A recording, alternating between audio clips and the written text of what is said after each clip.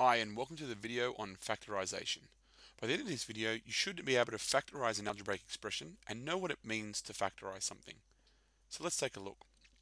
Factorization. If expanding brackets means to remove the brackets, then factorization means to put them back in.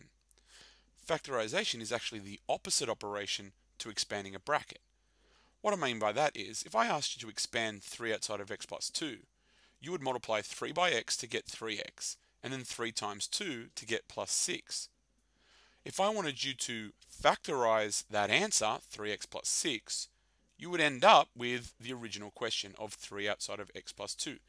The idea behind factorizing is to find a common factor, that is, a number that will divide evenly into both the first term and the second term, and then work out which two terms will go inside the bracket to factorize this expression.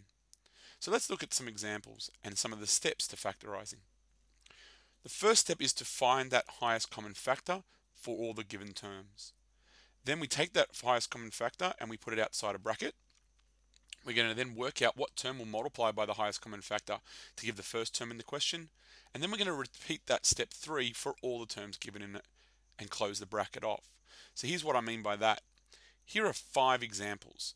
I'm going to show you the first 2 and then I want you to pause it and try and work out the next 3. So with question A, I want to factorize 8x plus 12. So what I want to do is find a common factor between 8x and 12. That's going to be step 1. Now the common factor here is going to be a number. I can divide 8x and 12 evenly by 4, or equally by 4, sorry. Now my next step is to put the highest common factor outside of a bracket. Okay.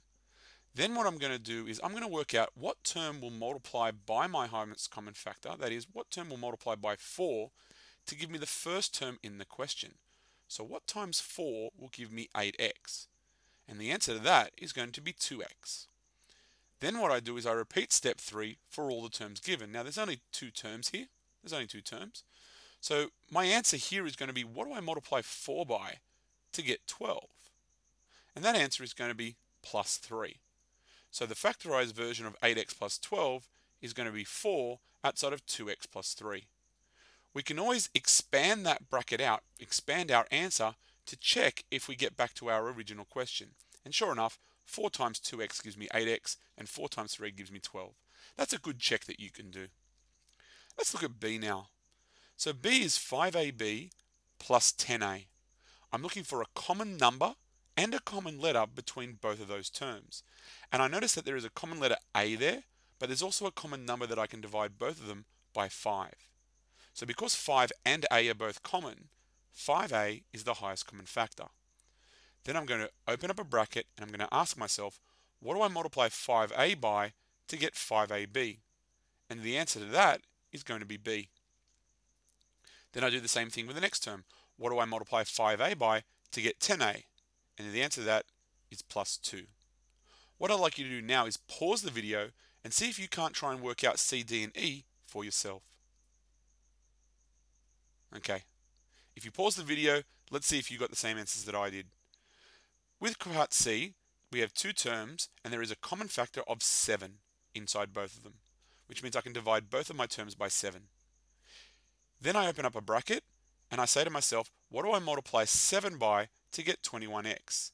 In that case, it's 3x. The next part is, what do I multiply 7 by to get 14y, or in fact minus 14y? And the answer to that is minus 2y. If there's a minus here, generally there's a minus here, but we're going to see in our next example that that's not always the case. So we're going to do part D now, and we've got minus 10a take away 20. Now, we do not want to start our bracket, inside our bracket, with a minus number. So what we're going to do is we're going to take out a common factor of minus 10 out of these 2 terms. So minus 10 is the number that's going to go outside my bracket. Then I ask myself, what do I multiply minus 10 by to get minus 10a?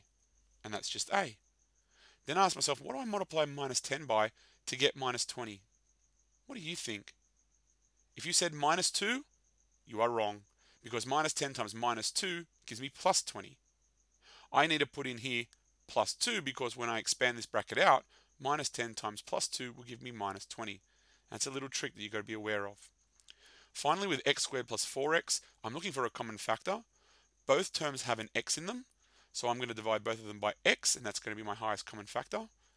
Then I'm going to open up my bracket and I ask myself, what do I multiply x by to get x squared? Well, that's x times x, so that'll be my first term. And then I ask myself, what do I multiply x by to get my second term?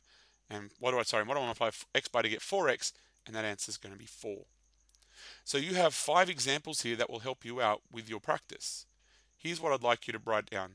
I'd like you to pause and summarize this screen on factorization, and then get down those steps and those 5 examples.